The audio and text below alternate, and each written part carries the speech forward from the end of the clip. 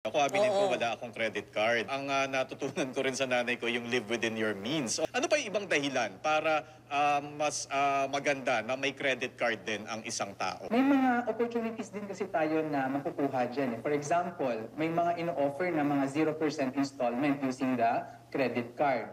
At mayroon ding mga, kapag ikaw ay card holder na ganito, pwede kang makakuha ng discount for certain brands. Kasi may mga promotions dyan sila usually. For example, ikaw ay bibili sa supermarket ng paninda mo na dry goods no, sa iyong sari-sari store, pwede mong gamitin yung credit card at mayroon kang espasyo niyan mga 20 to 40 days bago mag-due date ulit. By that time naman siguro yung napamili mo, naibenta mo na at meron ka ng pambayad ngayon sa credit card. So effectively, parang naging 0%, naging free money yung paggamit mo ng credit card na yan kasi ginamit mo sa negosyo at binayaran mo on time yung credit card bill. Kunwari, ikaw din ay frequent traveler, no? May mga credit cards din na pwede kang makakuha ng free travel insurance. So hindi ka na kinakailangan bumili pa ng separate na travel insurance to cover your trip. At saka may mga perks din siya na, for example, ay pwede kang pumasok sa mga lounge